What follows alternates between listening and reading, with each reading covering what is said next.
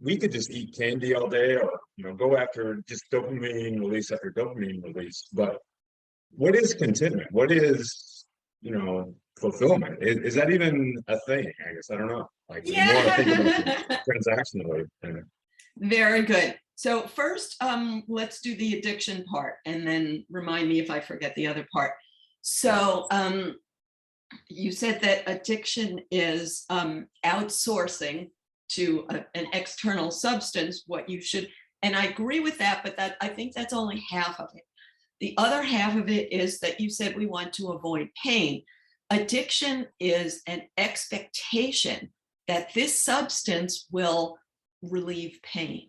So simple answer is, let's say you're an alcoholic and you get in the car to drive to a bar or a liquor store. You're happy already on the way to the liquor store because you're anticipating the reward. You're believing that you've already relieved the pain because you have a neural pathway from past experience that believes that alcohol can relieve pain. Now, the person who gambles, they believe that gambling will relieve their pain. So as soon as they say, where are my car keys? I'm going to the casino, they're feeling good already because they believe that.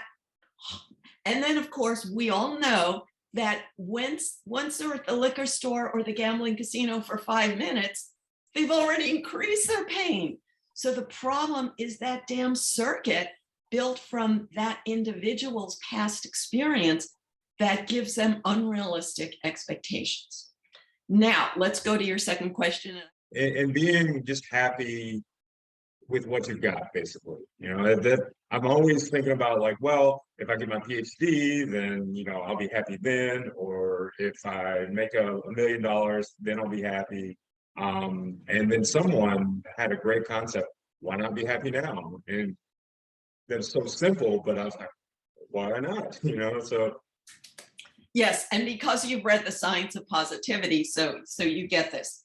So we can look at it from a perspective of two extremes. So one extreme would be that happiness is at the top of the mountain and I won't be happy until I get there. And some people use that in a healthy way because they have positive expectations, and each step closer to the mountaintop triggers a little bit more dopamine. So they keep taking the steps. And really what makes you happy is small steps toward rewards, but that you actually feel like you succeeded in the step. So if you make the mountaintop so far away that you never feel like you're getting closer, then you don't release the dopamine. But if you said at the beginning of your question, you said, well, I could just eat candy all day and get dopamine that way. So let's just say that if it weren't bad for your health, but it still wouldn't make you happy because the candy would be expected. And the minute you expect it, it's no longer a reward. So your dopamine is stimulated by new ways to meet your needs. New way to meet an unmet need. So what is an unmet need? So for most of us, when we have enough food, which is totally new to our generation, then we may have, like, frankly, sex was hard to come by for most of human history. So if that need is already met, then people want that feeling of social support, social alliance. Once that need is met, people want status, but nobody could admit that they want status. So that's why we have this problem where all the other needs are met. So we really are happier than past generations because so many of our needs are met. So we're putting this whole engine that we've involved to seek, and we're putting all of that seeking into the quest for status. And yet, because we can't admit it, then we don't even know why we're driving ourselves crazy. So in order to acknowledge this, most college professors have shoved down your throat is this idea of Maslow's hierarchy, and they call it self-actualization. Sure. So, and you didn't say that. Thank you for not saying that. But when you say fulfillment, I think Yeah. many listeners are thinking of self-actualization. So the problem with this is that most people can't admit that when they say self-actualization, that they really want status, recognition, and approval. So one example would be, I could be a great dancer, and if I put all my energy into being a great dancer, then I will be self-actualized. It's really that you want recognition. And if you can't admit that to yourself, but then on the other hand, once you get recognition, it only makes you happy for a few minutes. So you want more recognition. And that's why I wrote Status Games. And that's why fulfillment is to first be honest with yourself that you want recognition.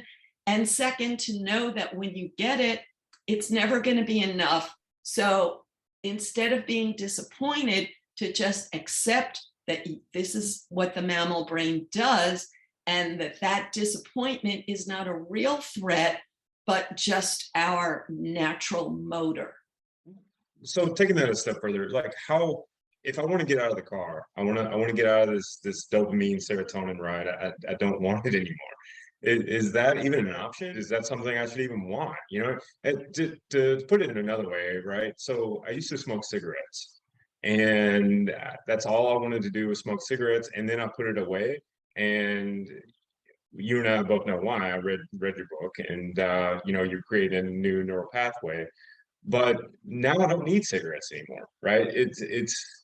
That might be a poor example, but how do I want to get off the dopamine ride, I guess, into looking at a longer term happiness and way of being happy, I guess. Is that even an option? I don't think there is. I don't think it's an option in the sense that your brain is not designed to release dopamine for no reason. Your brain is not designed to release serotonin for no reason, or oxytocin.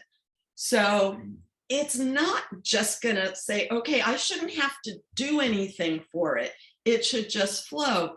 That sounds nice, but it doesn't work that way. Now, you could trick yourself, which I'm not against. That's what I do, is I trick myself to telling my inner mammal that I've done enough, that so that it rewards me, rather than feeling like I have to climb a whole mountain, to climb 10 steps and then to give myself a sense of accomplishment. But when you say this, what you remind me is the 10 years of yoga classes that I took, where they give you this idea that striving is bad and we should be happy without striving.